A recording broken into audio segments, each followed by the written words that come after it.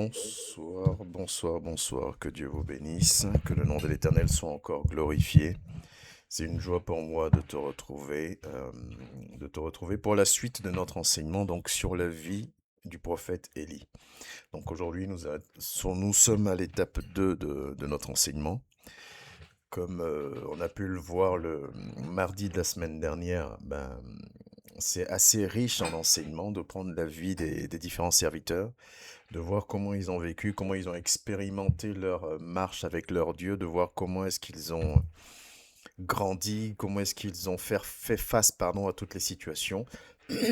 Ils avaient aussi peur comme nous, ils avaient aussi des doutes des fois comme nous, et comment ils ont réussi à surmonter ces choses-là. Donc, cette série d'enseignements sur la vie des serviteurs et des servantes, c'est pour nous rappeler ce que d'ailleurs nous est dit dans la même parole de Dieu quand on nous dit que Élie était un homme comme nous. C'est-à-dire que ce que je vis aujourd'hui, Élie l'a vécu aussi en termes de ressentiment, en termes de sentiments, mais Élie a quand même eu ce niveau, atteint ce niveau de spiritualité, ce niveau de maturité spirituelle auquel Dieu m'appelle aussi aujourd'hui.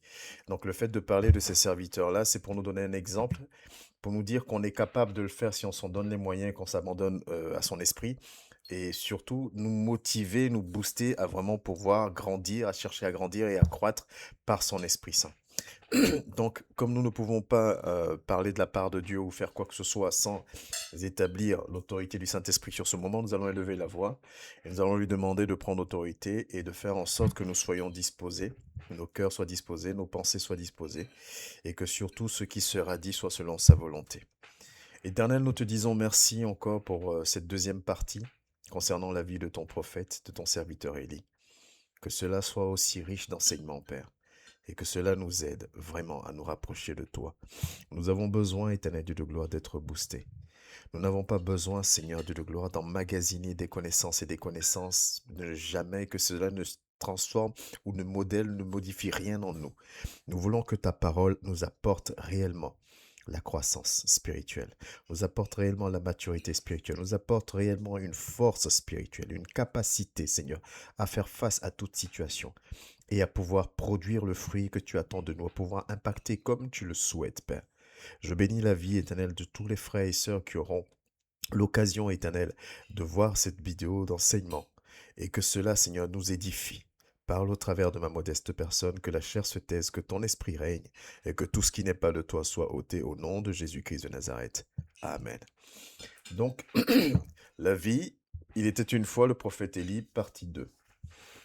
La dernière fois, nous nous sommes arrêtés quasiment au moment où la veuve de Sarepta va se mettre à obéir à ce que Élie lui demande de faire, notamment de prendre le peu de farine et d'huile qui lui reste pour faire un gâteau pour lui et qu'il mange lui en premier et ensuite elle fera pour elle et son fils.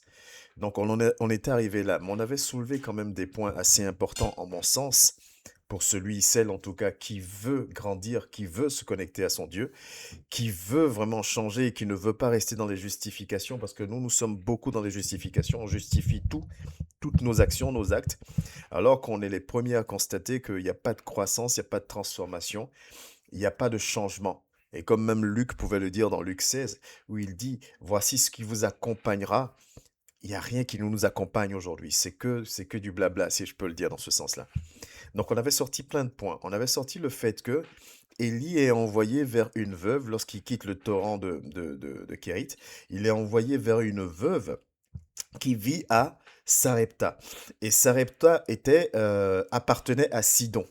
Et le territoire sidonien, donc, était sous la domination, sous la gestion du roi de Sidon, qui était nul autre que le père de Jézabel. C'est-à-dire que Dieu envoie Élie dans on peut dire entre guillemets, dans une terre ennemie, qui n'est pas, voilà, puisque le problème, enfin, l'un des problèmes, ou en tout cas un amplificateur des problèmes, c'est quand même Jézabel qui a épousé, que le roi Akab a épousé, qui a poussé, enfin, qui a emmené, ou en tout cas qui a conduit ou facilité le fait que le roi Akab construise un autel pour les dieux Baal et que même se prosterne devant les dieux Baal.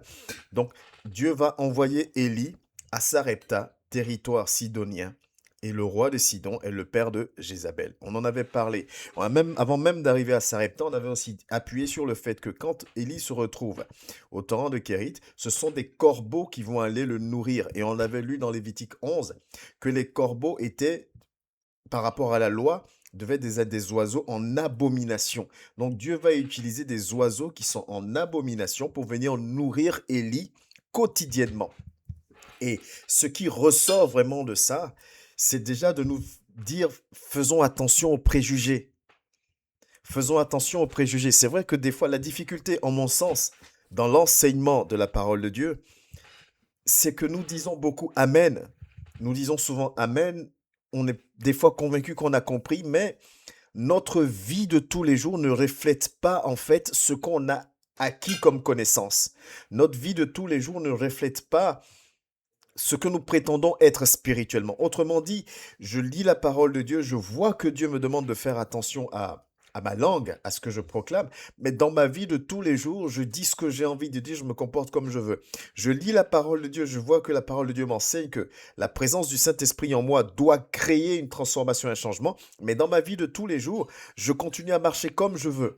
Je suis pareil qu'avant. Je lis la parole de Dieu, je vois que les serviteurs, les disciples, les apôtres, quand ils reçoivent l'Esprit de Dieu, ce qui les atteignait avant ne les atteigne plus. Et moi, avec mes nombreuses années de conversion, ben, ce qui m'atteignait il y a 2 ans, 3 ans, même il y a 2 semaines, m'atteint toujours autant. Il n'y a pas de transformation. Mais par contre, j'ai de la connaissance. J'ai de la connaissance. Et ces choses-là, j'aimerais vraiment nous interpeller dessus pour que nous puissions comprendre réellement que ce que je reçois doit servir. Ce que je reçois doit m'aider à transformer quelque chose, m'aider à grandir, m'aider à changer dans un domaine, m'aider à grandir parce que je dois porter du fruit. Sans ce fruit-là, je ne serai pas digne de lui, puisqu'il dit tout arbre qui ne porte pas de fruit sera coupé et jeté au feu. Nous devons vraiment le comprendre. Nous arrivons à une fin d'année et le temps n'est plus en fait à rester tel quel.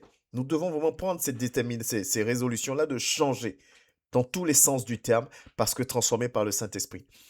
Vraiment, les préjugés nous bloquent. Les préjugés nous bloquent. Élie, si on ramène cette histoire aujourd'hui, nous les soi-disant spirituels, on va dire non, c'est pas la volonté de Dieu. Dieu peut pas m'envoyer dans ce territoire-là. Dieu peut pas m'envoyer là-bas. Pourquoi Dieu ne va m'enlever d'ici, m'envoyer là-bas? Il y a des veuves en Israël. Dieu l'envoie vers une veuve en dehors du peuple d'Israël. Dieu permet que ce soit des corbeaux qui le nourrissent. Élie accepte parce que Élie a le discernement de comprendre que ça vient de Dieu. Élie discerne que c'est des ordres, c'est la volonté de Dieu qui se fait. Aujourd'hui, nous n'arrivons pas à discerner que ça vient de Dieu. Alors nous interprétons. Et quand on interprète, qu'est-ce qui se passe? C'est que je pars sur ce qui me paraît être logique. Parce que j'interprète. C'est-à-dire que telle personne me fait du mal.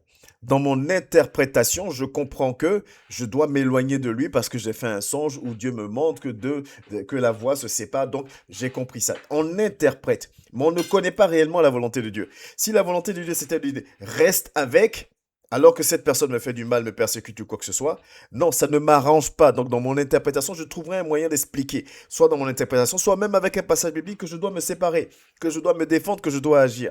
On n'a plus ce discernement, on n'arrive plus réellement à avoir cette connexion-là, mais cette connexion-là n'est pas anodine.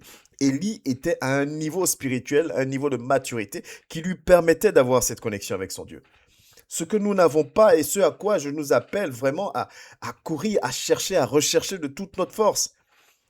Tous les éléments visibles qu'on voit là nous disent mais c'est bizarre, pourquoi un corbeau? Pourquoi à Sarepta? Il y a des veuves en Israël.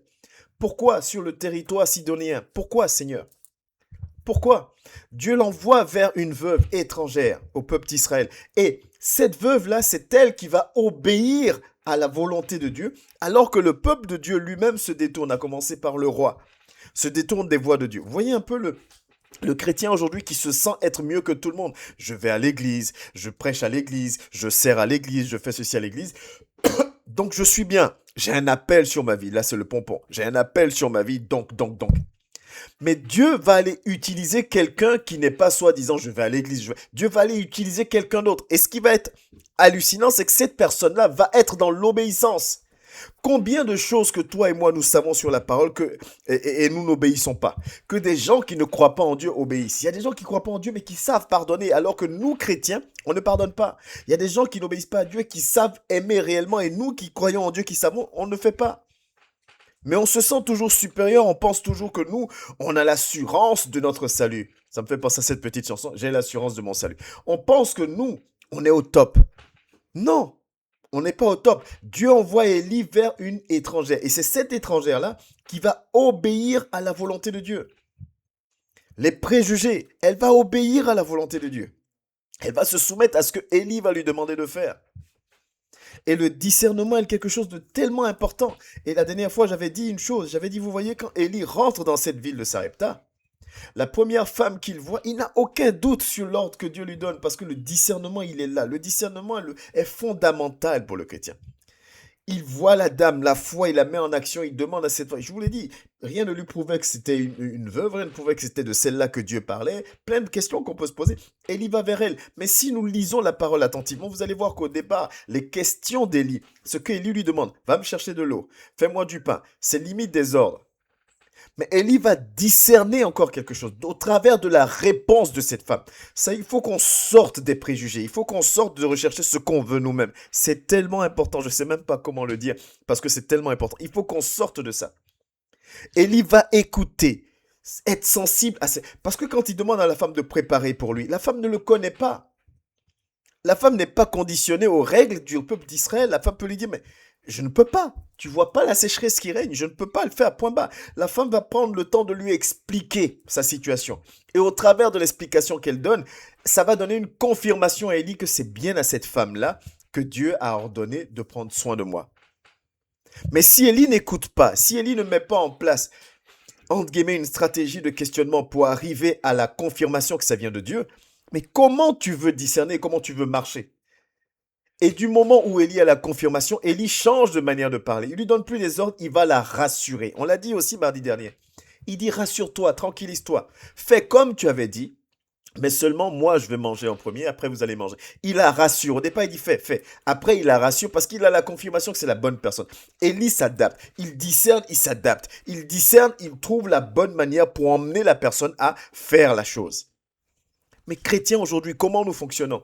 Oh, il veut pas écouter. Oh, il veut pas entendre. Oh, tu dis que tu es chrétien. Oh, machin, c'est comme ça qu'on est. On ne cherche aucun moyen. Alors qu'on connaît la parole de Dieu dans le livre où Paul nous dit, avec les faibles, je me comporte comme si j'étais faible.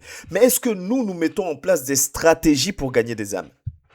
Est-ce que tu as une stratégie pour gagner des âmes? Mais qui parle de stratégie, qui doit être bonne, parle d'analyse. Est-ce que tu analyses? Est-ce que tu observes? Est-ce que tu arrives à voir que en toute personne, il y a deux aspects. Il y a le bon et puis il y a un peu le côté qu'il faut améliorer ou si on peut dire le mauvais côté. Est-ce que tu vois ces choses? Est-ce que tu vois alors comment aider, comment emmener la personne à être selon Dieu, à attirer la personne ou à faire la volonté de Dieu? Voilà ce que Élie fait. Voilà ce qu'Élie fait au travers de cet échange qu'il a avec cette dame-là. Parce que Élie a ce discernement et cette humilité devant son Dieu. Des points très importants. Mais si nous continuons, cette femme va obéir à la volonté de Dieu. Et là, nous sommes dans 1 roi.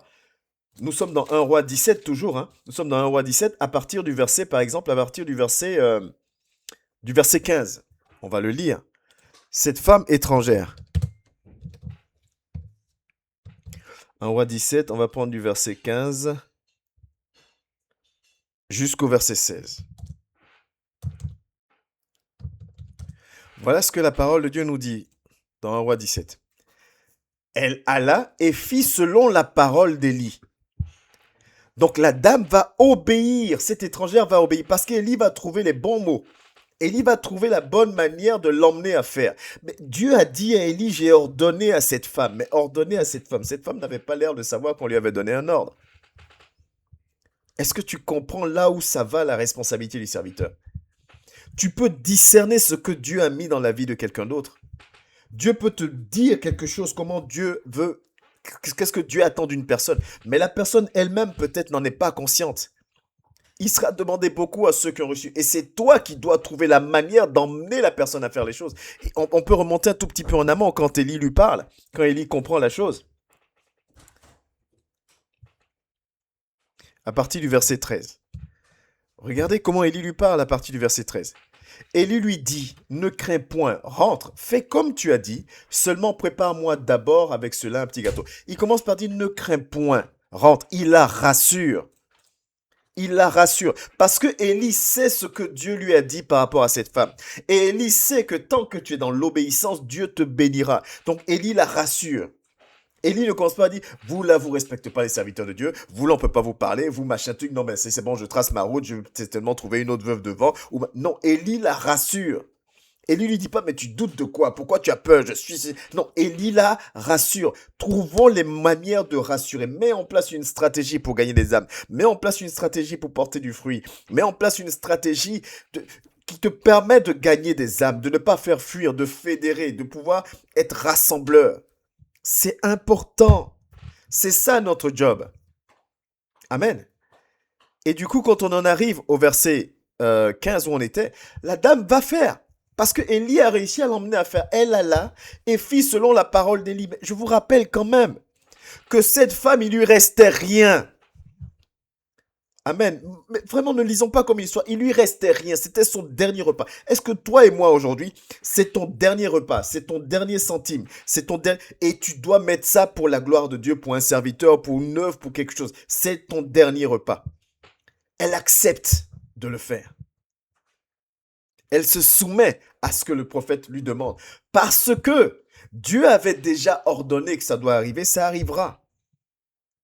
Dieu dit des choses, mais toi, tu as ton rôle à jouer parce que quand Dieu dit et la chose qui doit s'accomplir, il y a un truc où toi, tu dois agir aussi. Élie la convainc. Élie la convainc de le faire et elle obéit. Cette femme qui est hors du peuple d'Israël, autrement dit, qui n'est pas chrétienne, si vous voulez, pour amener à nous aujourd'hui, va obéir.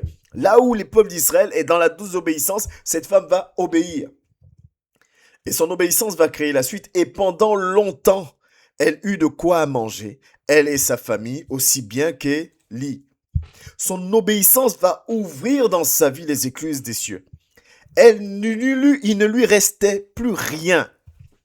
De manière cartésienne, si elle réfléchissait, ce n'est pas possible. De manière cartésienne, si elle analyse la chose, je ne peux pas le faire. Mais elle va obéir. Je ne vais même pas parler de foi là. Elle va obéir. Amen. Elle va obéir. Elle va obéir. Parce que Élie va lui dire ça. Il dit, car ainsi parle l'Éternel, le Dieu d'Israël. La farine qui est dans le pot ne manquera point, et l'huile qui est dans la cruche ne diminuera point, jusqu'au jour où l'Éternel fera tomber de la pluie sur la face du sol. Voilà ce qu'Élie lui dit. Élie lui dit ça, mais qu'est-ce qui se passe dans le concret?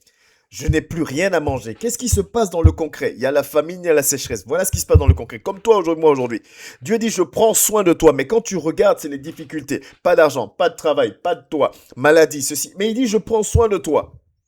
Et il dit, serre-moi. Et tu regardes autour de toi, mais la réalité, le concret est opposé à ce qu'il dit. Et il dit, il manquera rien. D'accord, ce que tu dis est beau, c'est joli. Mais concrètement, regarde, voilà la farine qui me reste, voilà l'huile qui me reste. Malgré ça, cette femme va obéir. Étrangère va obéir. Et parce qu'elle va obéir alors qu'elle n'a plus rien, Dieu va bénir. Vous voyez le niveau d'abandon, le niveau de sacrifice, le niveau de foi et d'obéissance que Dieu nous demande. Aujourd'hui, c'est quoi notre vie avec Dieu? Quand je suis heureux, je suis zélé. Quand je suis malade, je ne viens pas à l'église. Quand il y a quelque chose qui ne va pas, je ne sers pas. Quand ça ne va pas comme je veux, on fait comme on veut. La réalité, c'est ça. On sert Dieu comme on veut. Amen.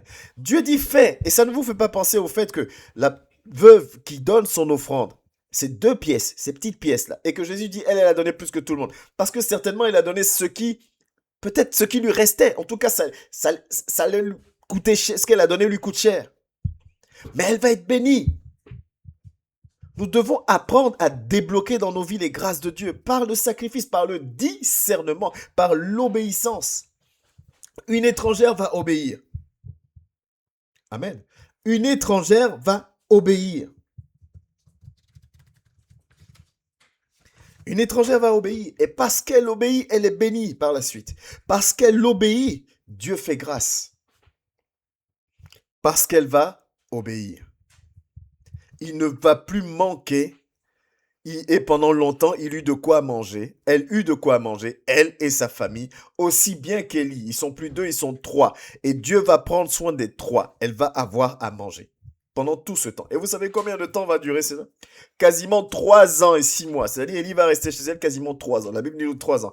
La famine a duré 3 ans et 6 mois, mais on peut déduire que le temps d'Élie dans le torrent des Kérites était d'environ 6 mois. Donc, chez la veuve, il est resté quasiment 3 ans. Pendant 3 ans, la farine et l'huile ne manquent pas. Il y a la famine, il n'y a rien. Qui approvisionne? Dieu. Si ce n'est pas la foi qui le permet. La foi te fait croire que là où tes yeux montrent que tout est noir, tout est bloqué, parce qu'il a dit qu'il va le faire, je sais qu'il va le faire, alors je pose l'action. Alors je fais. Alors j'agis. Et je marche. Mais avançons un tout petit peu dans l'histoire. Regardez ce qui va se passer à partir du verset 17. À partir au verset 17, il va se passer une chose. La Bible nous dit, après ces choses, le fils de la femme, maîtresse de la maison, devint malade, et sa maladie fut si violente qu'il ne resta plus en lui de respiration. Ok? Le verset 18 dit quoi? Ok, on va s'arrêter au verset 17 pour l'instant. Voilà une femme dont on vient de parler, on loue son obéissance. Voilà une femme dont on vient de parler, on parle de ce que Dieu a fait dans sa vie. La grâce, la gloire, le miracle que Dieu a accompli dans sa vie. Et la Bible nous dit, après ces choses-là, son fils tombe malade et son fils meurt. Et il y a une chose, c'est que son fils tombe malade, mais il ne tombe pas malade seulement, il tombe malade et la maladie est violente. Violente, rapide, il meurt rapidement. Mais elle est dans l'obéissance, Seigneur. Elle a fait ce que ton serviteur a dit. Tu l'as même béni. C'est quoi l'intérêt qu'elle perde son fils? Mais Seigneur, je te sers et tu vois mon cœur, tu sais que je suis sincère. Mais pourquoi alors je ne trouve pas de travail? Seigneur, je te sers, tu vois ma détermination. Mais alors pourquoi là où tout se passait bien, ça ne va plus? Je te sers, je me suis battu, tu m'as béni, j'ai eu mon petit truc là. Maintenant, pourquoi? Bam, ça ne va plus. Et cette phrase que je viens de sortir, c'est un enseignement pour moi-même. C'est un enseignement pour moi-même, cette dernière phrase. Seigneur, je te sers, tu vois mon cœur. Tu m'as béni. Et d'un coup, boum, qu'est-ce qui se passe? Pourquoi, Seigneur? Amen. Est-ce que vous voyez? On sert Dieu, on avait fait un enseignement sur le fait de comprendre que tout est grâce. Ce n'est pas parce que tu sers ton Dieu que tu ne vivras pas de moments difficiles. Ce n'est pas parce que tu sers ton Dieu que les choses seront lisses tout le temps. La vie, c'est un éternel, c'est épreuve, tentation, épreuve, tentation, épreuve. Pour grandir, Jacques nous le dit d'ailleurs dans Jacques 1, verset 2 à 4. Il faut que tu le comprennes et que tu l'acceptes. Et certaines épreuves sont faites pour la gloire de Dieu. Pas forcément parce que tu as péché. Certaines épreuves sont faites pour la gloire de Dieu. Juste parce que Dieu veut se glorifier. Amen. Juste parce que Dieu veut se glorifier. Si nous prenons par exemple, en termes d'exemple, si nous prenons dans Jean chapitre 9 et que nous prenons du verset 1 au verset 3. L'histoire de l'homme aveugle que vous connaissez certainement. Jésus vit en passant un homme aveugle de naissance. Désolé, j'ai pas appuyé le bon bouton. Jésus vit en passant un homme aveugle de naissance. Ses disciples lui firent cette question. Rabbi, qui a péché? Cet homme ou ses parents pour qu'il soit né aveugle? Qui a péché? Avant de continuer, parce que nous, c'est comme ça. Si tu vis des moments difficiles, c'est parce que tu as désobéi, c'est parce que tu as péché, c'est parce que tu n'as pas obéi, c'est parce que. On se fie sur ça, mais on oublie que indirectement, on est en train de lier le fait que si Dieu est avec moi, ça veut dire que tout va bien. Non, Dieu est avec toi et plutôt. Élie est là. Élie vit avec cette femme et son fils. Élie, le prophète de Dieu, qui a ordonné qu'il ne pleuve plus et que la pluie s'est arrêtée. Il est là avec elle. C'est un prophète puissamment utilisé par Dieu. Il est dans la maison. On aime le mot onction. Autant dire que l'onction est sur Élie. Élie est là. L'onction de Dieu est dans la maison. L'enfant de la dame tombe malade, violemment, et il meurt. 3 choses. Il tombe malade, c'est violent, et il meurt. Amen. Notre logique humaine, c'est « Mais qu'est-ce qui s'est passé? Quel péché j'ai commis? Quel machin? » De la même manière que les disciples posent la question à Jésus, ils disent « Mais Rabbi, qui a péché? Cet homme, ses parents, pour qu'il soit né aveugle. Parce que c'est pas normal qu'il naisse aveugle. Et la réponse de Jésus vient. Jésus leur répondit, ce n'est pas lui ou ses parents, ce n'est pas que lui ou ses parents aient péché, mais c'est afin que les œuvres de Dieu soient manifestées en lui. C'est pour que Dieu se glorifie que cette situation est arrivée. Amen. Mais une fois de plus, si je n'ai pas le discernement, comment tu veux que je continue? Parce que cette situation, si elle est arrivée pour que Dieu se glorifie, ça veut dire qu'au travers de cette situation, je vais sortir encore plus fort. Je vais sortir avec encore plus de foi. Je vais sortir encore plus de détails. Mais si je ne discerne pas cela en amont, c'est l'inverse qui va se passer. Je vais me décourager. Je vais m'affaiblir. Je vais même abandonner. Est-ce que tu comprends ce que je veux dire? La difficulté que Dieu permet n'est pas pour te décourager, pour te détruire. C'est pour que tu en sortes plus fort. L'exemple de cet aveugle-là, c'est ça. Il fallait que ça arrive pour que lui-même expérimente la gloire de Dieu et que tous ceux qui seront témoins de sa guérison miraculeuse glorifient encore le nom de Dieu, soient convaincus de la toute-puissance de Dieu dans leur vie. Donc ce n'est pas parce que forcément tu passes par des épreuves que Dieu t'a abandonné. Mais à toi d'avoir le discernement pour savoir qu'est-ce que Dieu attend de toi. À toi d'avoir ce discernement-là. Amen. À toi d'avoir ce discernement-là.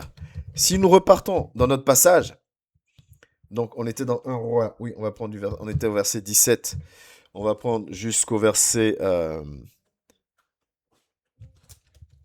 on va prendre jusqu'au verset 24, ok? Suivez un peu l'histoire, regardez ce qui se passe. Après ces choses, le fils de la femme, maîtresse de la maison, devint malade, et sa maladie fut si violente qu'il ne resta plus en lui de respiration. Il mourut. Cette femme dit alors à Élie, « Qu'y a-t-il entre moi et toi, homme de Dieu? Es-tu venu chez moi pour me rappeler les souvenirs de mon iniquité et pour faire mourir mon fils? » C'est ce que je te disais. Qu'est-ce que j'ai fait? Quel péché j'ai encore commis pour mériter ça? C'est tout ce que je te disais tout à l'heure. Il lui répondit, « Donne-moi ton fils. » Et il le prit du sein de la femme, le monta dans la chambre haute où il demeurait. Il le coucha sur son lit. Puis il invoqua l'Éternel et dit, « Éternel Dieu, Éternel, mon Dieu, est-ce que tu affligerais au point de faire mourir son fils, même cette veuve chez qui j'ai été reçu comme un hôte? » Et il s'étendit 3 fois sur l'enfant, invoqua l'Éternel et dit, « Éternel mon Dieu, je t'en prie que l'âme de cet enfant revienne au-dedans de lui. » L'Éternel écouta la voix d'Élie, et l'âme de l'enfant revint au-dedans de lui, et il fut rendu à la vie. Élie prit l'enfant, le descendit de la chambre haute dans la maison, et le donna à sa mère, et Élie dit, « Vois, ton fils est vivant. » Amen. Bon, je lis jusqu'à la fin, et puis après on va rentrer dans les détails, dans les enseignements de ce que ça nous donne. Et la femme dit à Élie, « Je reconnais maintenant que tu es un homme de Dieu, et que la parole de l'Éternel dans ta bouche est vérité. » Dans ce petit passage-là, il y a tellement d'enseignements, mon ami. Je te remets juste un passage. Celui-là. Élie invoque l'Éternel et dit, et regardez la prière d'Élie, regardez comment Élie commence. Éternel mon Dieu, est-ce que tu affligerais au point de faire mourir son fils, même cette veuve chez qui j'ai été reçu comme un hôte? Élie présente à Dieu les fruits de cette femme. Élie présente à Dieu des arguments pour dire, Seigneur, faut que tu interviennes. Regarde ce que cette femme a fait. Connaissez l'histoire de Dorcas aussi? Regarde, toi et moi, qu'est-ce que je peux présenter à mon Dieu pour lui dire, Seigneur, agis? Qu'est-ce que je peux lui présenter? Quel sacrifice? Parce que le sacrifice que la femme a posé, a fait, on a parlé de ça. C'est lourd, c'est dur de prendre cette décision. Famille, il ne te reste rien à manger, toi tu prépares pour quelqu'un d'autre. Élie prend ce fruit-là, il prend cette action-là, et il présente à son Dieu, il dit, Seigneur, est-ce que tu vas permettre que son fils meure après ce qu'elle a fait? Et tu sais ce qu'elle a fait. Toi et moi, qu'est-ce que nous pouvons présenter comme ça à notre Dieu? Est-ce que je peux venir devant Dieu pour dire, Seigneur, regarde ce que je suis en train de vivre. Est-ce que tu vas laisser ça alors que regarde, même quand je suis malade, même quand je suis blessé, même quand je manifeste ton amour, je te sers de tout, est-ce que tu peux le dire à ton Dieu? Est-ce qu'on a la capacité, avec nos fruits, de mettre Dieu au pied du mur, si je peux le dire comme ça? Est-ce que c'est possible? Amen. Homme de Dieu, prie pour moi. D'accord. Seigneur, qu'est-ce que je peux dire? Je ne sais pas quoi dire. Mais quand le serviteur élève la voix pour dire, Seigneur, cette maman-là, ce papa-là, ce qu'il fait pour toi, comment il te sert, ce par quoi il passe, mais qui continue à te donner la première place. Seigneur, tu ne peux pas permettre. Ça n'a pas le même poids que le serviteur qui va dire, Seigneur, souviens-toi de ton serviteur, vois comment il souffre, s'il te plaît, fais grâce. C'est pas la même prière. Non, c'est pas la même prière. Ce n'est pas la même prière. C'est pas la même prière. Ou une prière pour être un peu plus dans l'heure du temps. Seigneur, regarde ta fille, ce qu'elle vit. Tu ne peux pas permettre ça. Regarde, on est parti de là. Ta fille ne pouvait pas prier. Ta fille ne pouvait pas parler. Elle est tellement déterminée. Elle a tellement envie d'apprendre qu'aujourd'hui, elle arrive à prier. Aujourd'hui, elle arrive à parler. Aujourd'hui, elle arrive à faire ça. Seigneur, tu ne peux pas permettre que ça s'arrête en si bon chemin. Là, on est en train de présenter tes fruits. On est en train de dire à Dieu, hey, tu as tout intérêt à agir.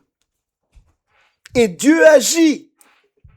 Alléluia. Dieu agit. Parce que les fruits sont là. Dieu le sait, mais en plus, celui qui va venir témoigner, c'est son serviteur. Qui vient lui dire, Seigneur, Seigneur, rappelle-toi.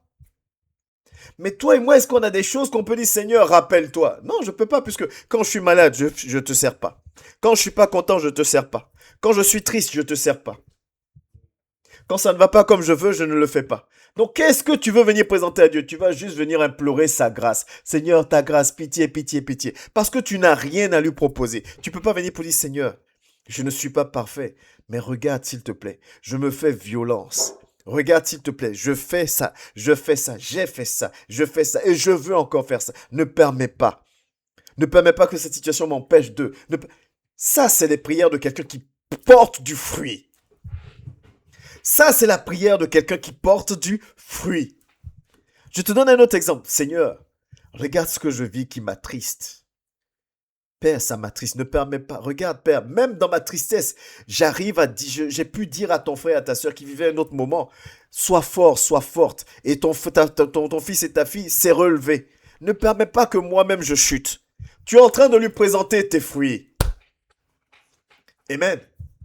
Et c'est ce que Élie fait. Et comme Élie le fait, Dieu va glorifier son nom. La parole de Dieu nous dit quoi? L'Éternel écouta la voix d'Élie et l'âme de l'enfant revint au-dedans de lui et il fut rendu à la vie. Élie présente les fruits de cette dame. Dieu honore sa parole. Est-ce que je prêche à quelqu'un? Est-ce que j'enseigne à quelqu'un? Porte du vrai fruit, du fruit de valeur, du fruit qui te coûte. Pardonne, aime, fais attention à ta manière de marcher. Porte du fruit, parce que ces fruits-là parleront pour toi. Ces fruits-là parleront en ta faveur. Mais tant que je reste dans mon moi, dans mon fonctionnement en moi, je n'ai rien qui plaît dans ma faveur. Lui-même, il dit, arrière de moi, je ne t'ai jamais connu. Qu'est-ce qui plaît dans ma faveur? Qu'est-ce qui plaît dans ta faveur? 2025 fini. Qu'est-ce qui plaît dans ma faveur? Qu'est-ce que je peux lui présenter? Est-ce que je suis toujours là à son service? Est-ce que je me fais violence? Est-ce que je suis vrai? Est-ce que je porte du fruit? Est-ce que j'impacte? Est-ce que le témoignage autour de moi, quel est-il? Dorcas, quel est le témoignage autour de moi? C'est quoi mon témoignage? Quel est mon témoignage? Quel est ton témoignage? Tu es là, tu écoutes les enseignements. Tu médites, tu pries, mais il faut qu'il y ait un changement. Ce qui est visible, c'est ce qui se travaille à l'intérieur. C'est pour ça que Paul prend l'exemple de l'athlète. personne ne voit combien de fois il travaille, on voit. L'athlète veut travailler toute la semaine, 7 jours sur 7, pour courir le moins longtemps. Il travaille dur pour courir moins d'une minute. Regardez un peu comment c'est fou. Nous, on assiste à la course, on voit une minute, mais le travail derrière pour qu'il puisse courir moins d'une minute est énorme. Et ça se voit. Donc le temps de prière, le temps de méditation, le temps de soumission que tu prends en intimité avec ton Dieu doit se voir aussi au devant de tout le monde. Le témoignage doit parler, le témoignage doit être waouh. Regarde comment ce frère encaisse, regarde comment cette sœur encaisse, regarde comment malgré tout ce frère manifeste de l'amour, regarde comment ce frère manifeste, cette sœur manifeste de l'amour, regarde comment il marche. Tes fruits parleront pour toi. Tes fruits permettront l'intervention de Dieu pour débloquer les situations dans ta vie. Tes fruits permettront l'intervention de Dieu pour ouvrir des portes dans ta vie. Tes fruits permettront l'intervention de Dieu pour débloquer des situations bloquées dans ta vie. Parce que tu tiens. Parce que tu tiens. Pas parce que tu es parfait ou parfaite, mais parce que tu tiens et que tu ne lâches pas. Amen. Je veux avancer un peu.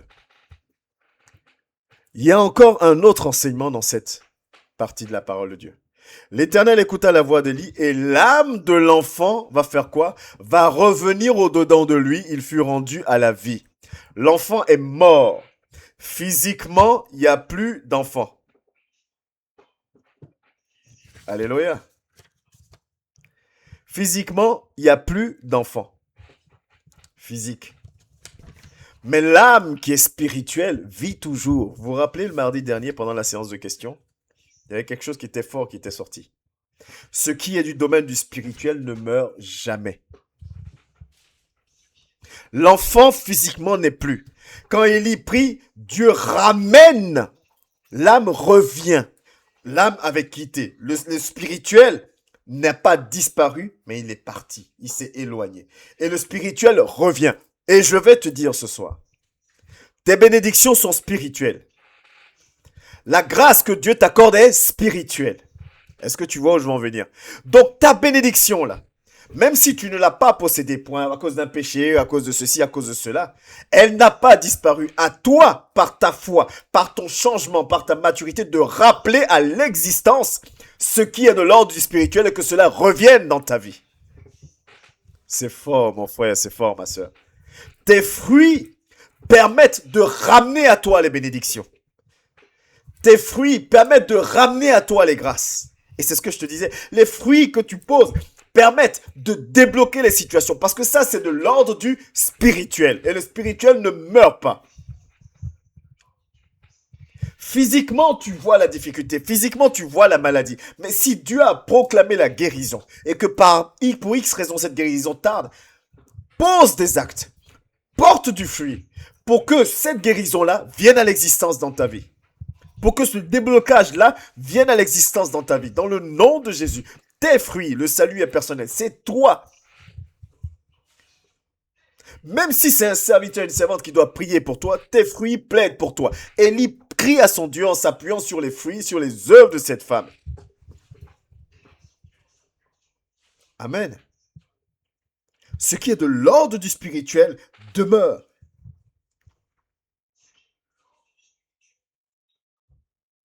Oh Jésus, aide-nous.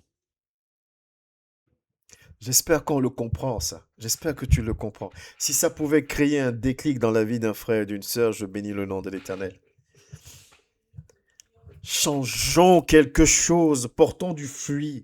Ça débloque, ça ouvre les portes, ça ramène à l'existence dans nos vies ce qui n'était plus. L'âme de l'enfant revint au-dedans de lui. Il fut rendu à la vie. Amen. Il fut rendu à la vie. Alors Élie prend l'enfant, il descend et il va le rendre à sa mère. Mais regardez ce que la femme dit. Et la femme dit à Élie, je reconnais maintenant que tu es un homme de Dieu et que la parole de l'Éternel dans ta bouche est vérité. Je reconnais maintenant que tu es un homme de Dieu. Élie est resté avec toi pendant X temps. Tu n'avais plus de farine ni d'huile. Tout ça, ça ne manque plus. Mais ça ne t'a pas convaincu encore que c'est un homme de Dieu? Élie ressuscite son fils et cette femme dit, je reconnais maintenant que tu es un homme de Dieu. Mais elle ne s'arrête pas là parce que la suite de la phrase a son importance et que la parole de l'Éternel dans ta bouche est vérité. Elle dit à Élie, ce que tu proclames arrive. Ce que tu dis, tu le fais. Alors tu es vrai. Oh, est-ce que je parle à quelqu'un? Je suis devant les gens. Faut aimer, faut aimer, faut aimer. Mais moi-même, j'arrive pas à aimer. Faut pardonner, faut pardonner, faut pardonner. Mais moi-même, j'arrive pas à pardonner. Cette fois, le juste tombera et se relèvera toujours. Mais quand je tombe, je peux pas me relever. Cette femme dit à Élie, tout ce que tu m'as dit, c'est accompli. Alors tu es vrai. Tu es vraiment de Dieu. Tout ce que tu as dit, c'est fait. Tu es de Dieu. Mon frère, ma soeur, quel est ton témoignage? Quand tu n'es pas entre frères et sœurs, là, comment tu parles au travail? Comment tu parles dans ta famille?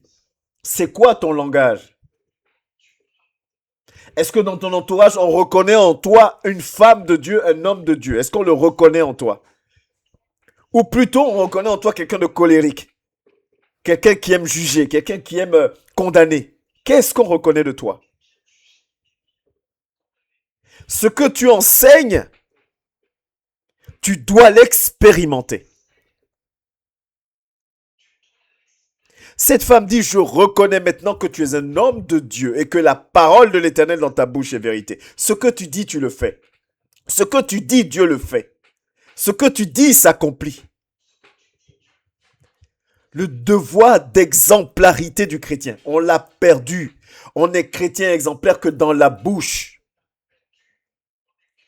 On sait donner des conseils. On sait parler de la part de Dieu, mais nous-mêmes, nous ne savons pas nous appliquer. Nous-mêmes, nous ne marchons pas. On fait du fait ce que je dis, ne faites pas ce que je fais. Je lis, je vois bien dans la parole de Dieu, il est écrit noir sur blanc, l'amour ne soupçonne point le mal. Je viens, je te l'enseigne, parce que je suis le docteur. Donc je te dis, l'amour ne soupçonne point le mal. Dieu nous dit, donc il ne faut pas soupçonner le mal, il ne faut pas marcher. Quand on dit amen et puis on raccroche, il ne se passe si j'attends. Ah, les gens sont mauvais, je suis sûr que cette personne-là veut me tuer, je suis sûr que. Mais je suis docteur, enseignant de la parole de Dieu. À quel moment ce que je proclame est vrai? Je l'expérimente, je le concrétise où Dieu se glorifie. À quel moment? Alléluia. Et ça, c'est qu'un seul aspect du verset 24. L'autre aspect du verset 24, c'est ce que nous dit Luc 16. On va lire d'ailleurs. Luc 16, c'est le dernier...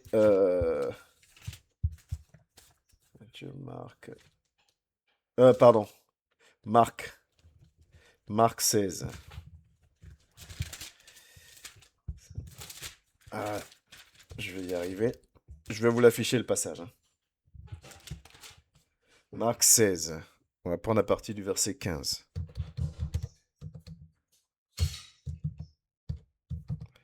On va prendre de 15 à 18. Ouais. Voilà ce que nous dit la parole de Dieu. Il dit, puis il leur dit, c'est Jésus qui parle, allez par tout le monde et prêchez la bonne nouvelle à toute la création. Prêcher, le côté enseigner, le côté prêcher. Ce que je suis en train de faire, ce que tu fais des fois, ce que nous faisons, ce que le corps pastoral fait, ce que nous faisons. On prêche. Mais comme je vous dis, ça ne s'arrête pas à ça. On continue. Celui qui croira et qui sera baptisé sera sauvé, mais celui qui ne croira pas sera condamné. Et au verset 17, c'est là où je vais en venir. Voici les miracles qui accompagneront ceux qui auront cru. En mon nom, ils chasseront les démons. Ils parleront des langues nouvelles, de nouvelles langues. Ils saisiront des serpents. S'ils boivent quelques breuvages mortels, il ne leur fera point de mal. Ils imposeront les mains aux malades et les malades seront guéris. Autrement dit, si tu es vraiment de moi, si tu me sais réellement, quand on dit réellement, vraiment de moi, ça veut dire que ma parole est en moi et ma parole en toi agit. Donc, tes actions sont conformes à ce que tu proclames. Voilà ce qui va se passer dans ta vie. Tu vas être un homme, une femme, enveloppé de la puissance de Dieu. Amen. Mais aujourd'hui, il y a encore trop d'arguments, trop de blocages, trop de trucs bizarres autour de nous. On veut juste que ce soit le serviteur, le berger de l'église qui fasse tous les sacrifices. Parce que lui, il doit comprendre nos attitudes, il doit nous supporter, il doit faire comme si, mais nous, on peut faire comme on veut. Et le jour où le berger tombe un peu ou faute un peu en langage, ah, comment il a parlé, moi je quitte l'église, moi je fais... Non, mais nous, par contre, on peut faire tout ce qu'on veut. Berger, toi, porte. Et du coup, comme le berger, il doit tout porter quand on a une situation, est-ce que tu peux prier pour moi, homme de Dieu? Oui, je vous ai déjà dit. Ça, c'est pour un temps, puisque tu es censé toi aussi devenir un disciple pour en former d'autres. Au départ, on va prier pour toi. Au départ, on va continuer à te booster. Mais à un moment donné, il faut que tu prennes aussi le flambeau, que tu prennes la relève, que tu montes, que les signes t'accompagnent aussi. Que ta prière aussi débloque des choses dans la vie de quelqu'un. Que ta prière attise aussi l'action de Dieu dans la vie de quelqu'un. Parce que toi-même aussi, tu portes maintenant ta croix. Luc 14, verset 27. Digne de porter ma croix. Parce que toi-même maintenant, tu portes ta croix. Et donc, tu déclenches des choses dans la vie d'un tel, d'un frère ou d'une sœur. C'est quelque chose qui est important. Et donc, même si les épreuves durent quasiment toute notre vie, tant que nous sommes conformes à Dieu, Dieu agit toujours. Dieu nous délivre toujours. Là, cette dame a à manger. On passe le côté où elle a mangé, son fils décède, son fils recouvre la vie. Dieu est présent, il est fidèle et il agit toujours, toujours et toujours. Et Élie va rester avec cette femme pendant quasiment 3 années. Si on prend 1 roi au chapitre 18 et qu'on lit au verset 1, la parole de Dieu dit, bien des jours s'écoulèrent et la parole de l'Éternel fut adressée à Élie dans la 3e année. Va, présente-toi à Akab et je ferai tomber de la pluie sur le sol, sur la face du sol. Autant dire que Élie va rester avec cette femme pendant 3 années. C'est long, 3 ans. Amen. Il va rester avec cette femme-là pendant 3 années.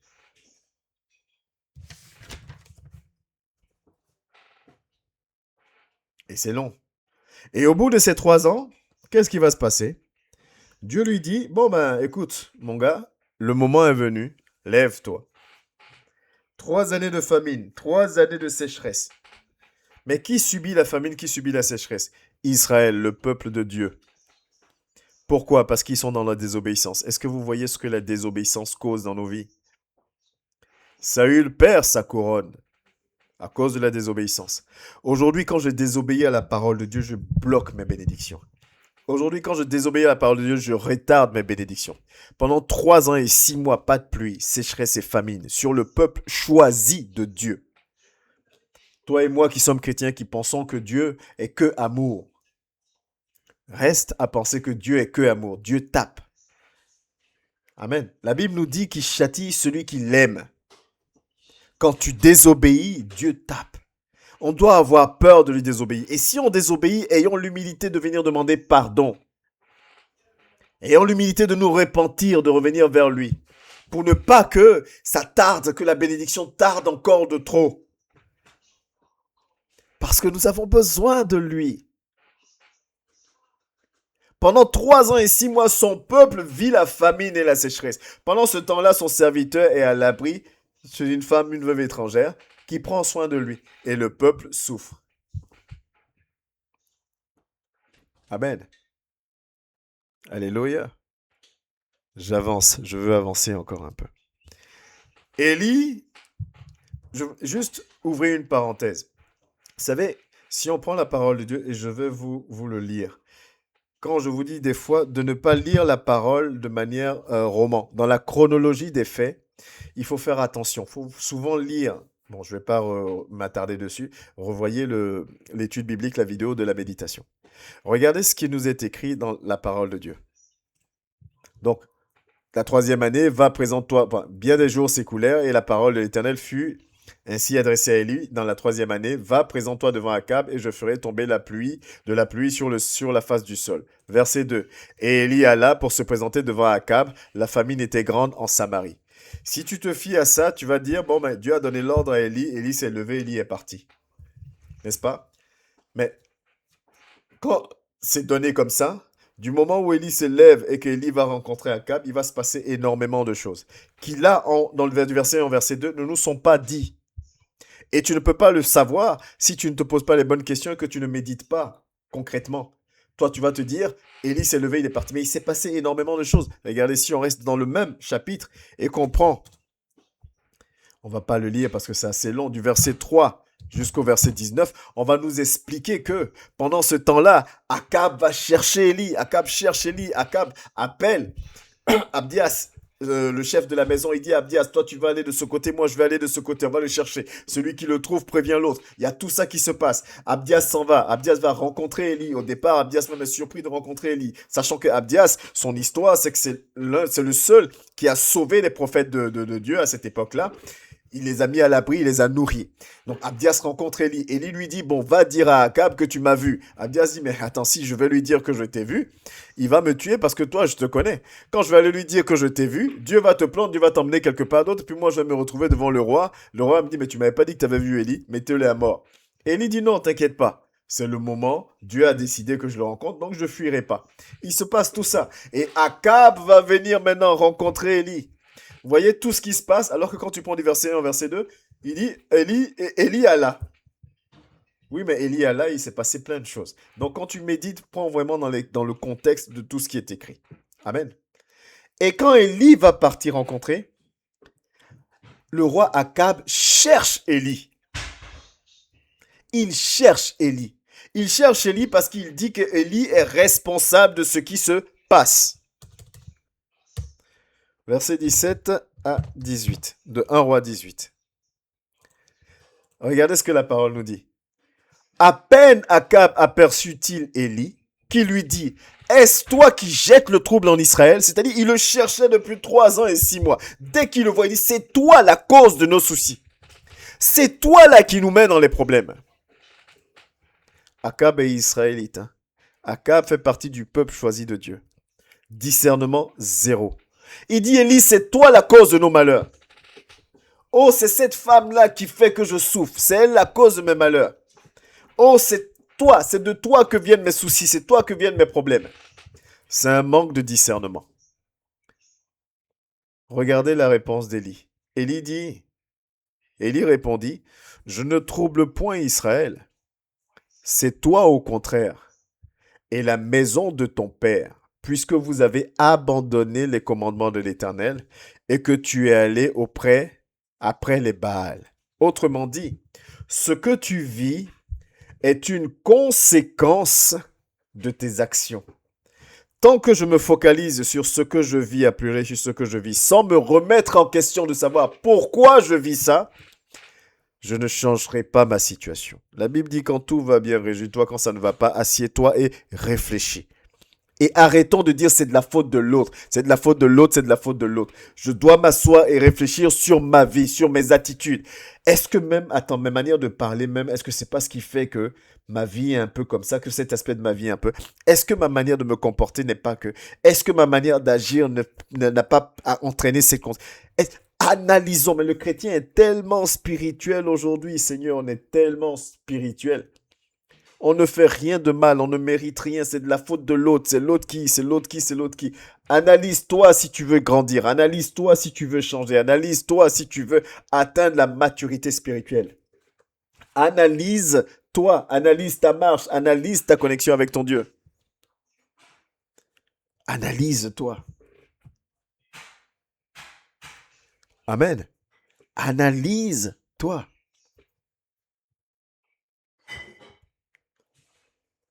Élie lui dit, je ne trouble point Israël, roi. C'est vrai que la situation te pèse. Parce que ça fait quand même 3 ans, 6 mois, mais c'est pas moi. Il dit, c'est toi au contraire, et la maison de ton père. Parce que je vous ai dit qu'il y a eu toute une génération de rois qui se sont succédés, qui ont fait que tout ce qui déplaisait à Dieu.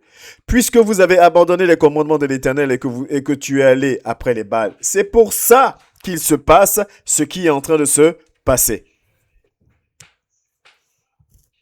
Moi, je ne suis pas la source des problèmes, je suis plutôt la solution. Parce qu'au verset 19, il va dire, rassemble plutôt tout le monde là. Rassemble tout le peuple d'Israël. Amen. Rassemblez tous. Il dit, fais rassembler vers moi tout le peuple au mont Carmel. le peuple d'Israël, et rassemble aussi les 450 prophètes de Baal et les 400 prophètes d'Astarté. Donc 850 prophètes. Tous les dieux, là, les dieux que tu aimes, les prophètes qui sont là, qui sont nombreux, et que moi, je reste seul, prophète de Dieu, moi seul face à 850 prophètes. Dans la logique humaine, on va dire que c'est toi qui es seul qui est en tort, et non pas les autres. Élie, vous voyez, quand on parle de discernement, Élie sait qui l'a envoyé. On a lu au verset 1er du chapitre 18. Dieu lui dit, lève-toi ce moment. Élie sait qu'il s'en va sur l'aval de Dieu. Et que tant que il marche selon le commandement de Dieu, Dieu ne peut pas l'abandonner. Parce que là où Élie va, Élie a fui là-bas quand même, je te rappelle. Mais Élie retourne. Les choses ne se sont pas calmées. Au contraire, les gens sont encore plus énervés. Ça fait 3 ans et 6 mois qu'ils sont dans les difficultés pour eux à cause de toi. Et tu y vas. Dieu dit, repars vers celle qui t'a fait du mal. Tu dis, hop, hop, hop, hop, hop, hop, moi je peux pas. Il dit, repars. Dieu dit, aime celui qui te critique. Tu dis, non, non, non, non, les gens se moquent trop de moi. Dieu dit, fais. Tu dis, non. Élie s'en va. Ça s'appelle de l'humilité. Ça s'appelle du renoncement de soi. Élie aurait très bien pu dire, non, non, non, c'est dangereux par là-bas, Seigneur. C'est chaud par là-bas. On m'aime pas par là-bas. On me critique par là-bas. On cherche à m'abattre par là-bas.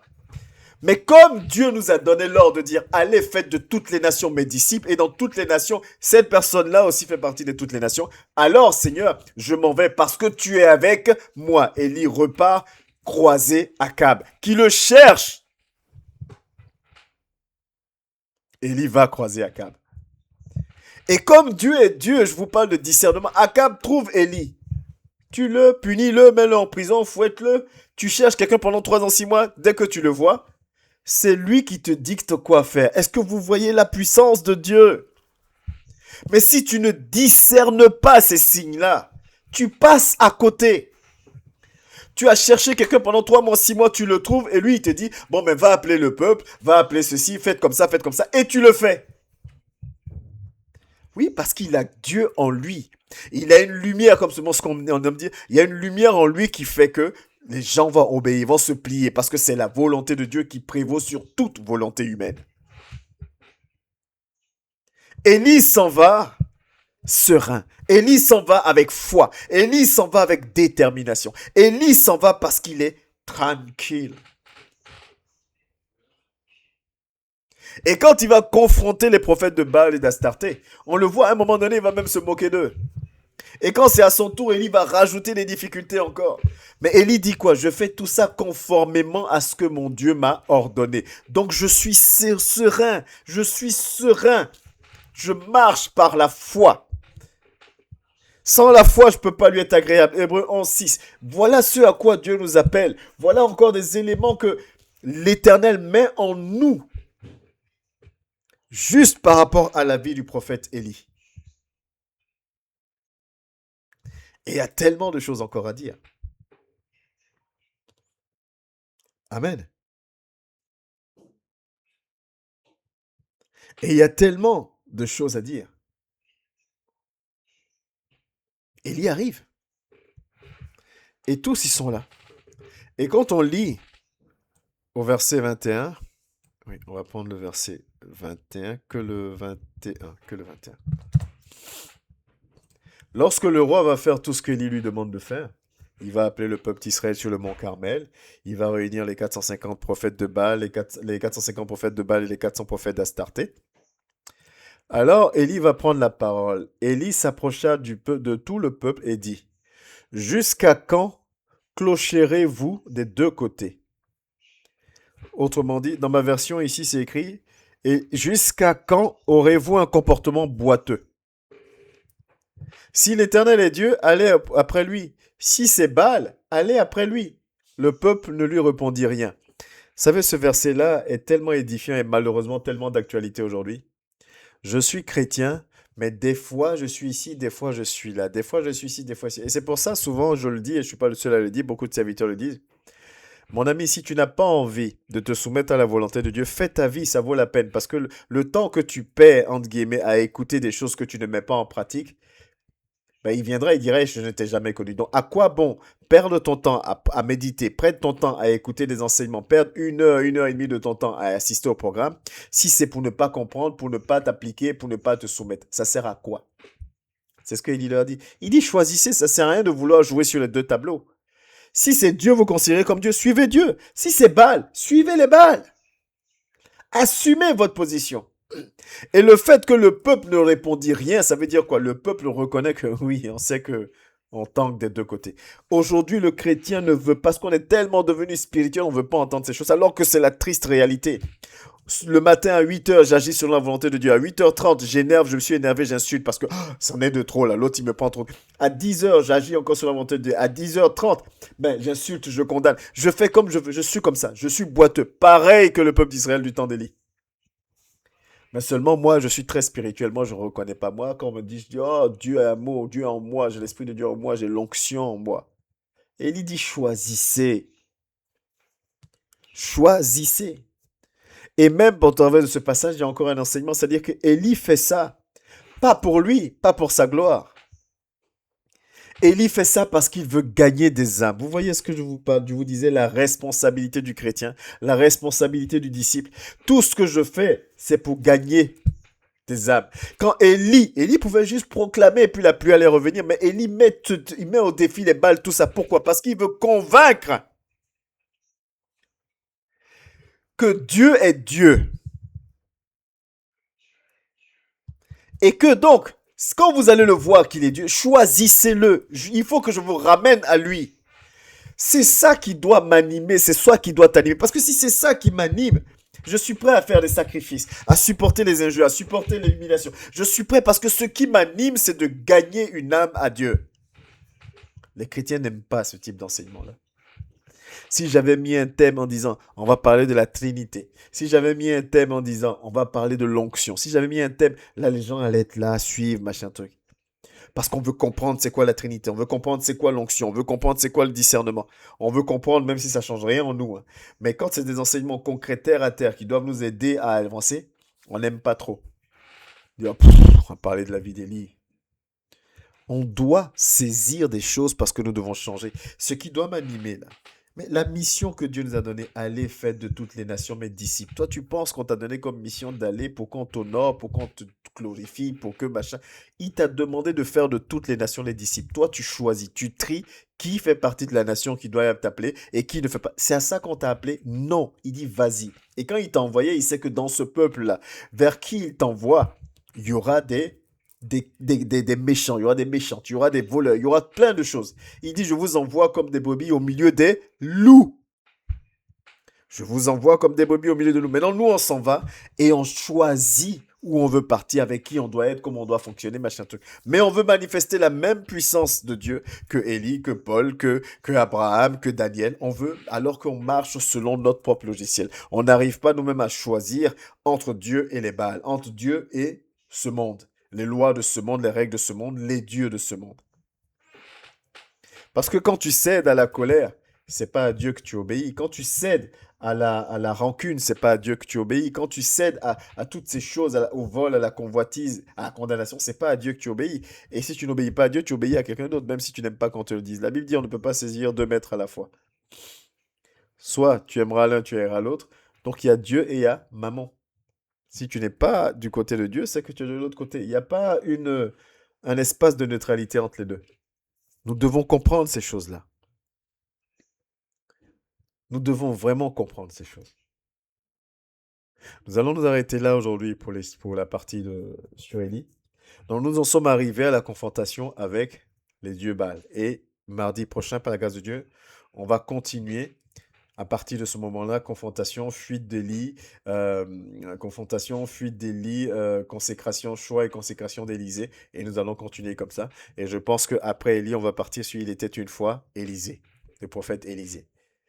J'espère que j'arrive à mettre des mots clairs et simples sur ce que je veux enseigner, ce que j'aimerais transmettre. J'espère que tu es disposé, que tu reçois. J'espère que nous laissons tous l'Esprit de Dieu agir en nous, toucher nos vies et nos cœurs. Je l'espère réellement. J'espère que tu prendras le temps de revoir ces enseignements parce qu'il y a tellement de choses qui sont dites, de revoir ces enseignements-là sur le compte YouTube de l'Église pour prendre des notes, pour mieux comprendre, pour entrer encore plus en profondeur, toi de ton côté. C'est tout ce que je ne peux, c'est tout ce que j'espère. En tout cas, que Dieu te bénisse. Merci de prendre le temps. Rendez-vous mardi prochain pour la troisième partie de Il était une fois le prophète Élie. Merci encore Seigneur pour ce moment d'enseignement. Merci pour ces rappels que tu nous fais. Que cela nous aide à avancer. Que tous ces points, Seigneur, abordés, que nous puissions, Seigneur, les calquer sur notre quotidien. Et que mon frère soit un vrai disciple, que ma sœur soit une vraie disciple. Que nous te soyons agréables dans notre marche et dans notre conduite, Père. Nous te donnons la première place, nous te donnons toute la gloire. Dans le précieux et glorieux nom de Jésus-Christ de Nazareth. Merci de régner dans nos vies et dans nos cœurs. Amen. Soyez bénis et à mardi prochain par la grâce de Dieu. Les frères qui sont connectés, ne quittez pas, nous allons passer à la session des questions.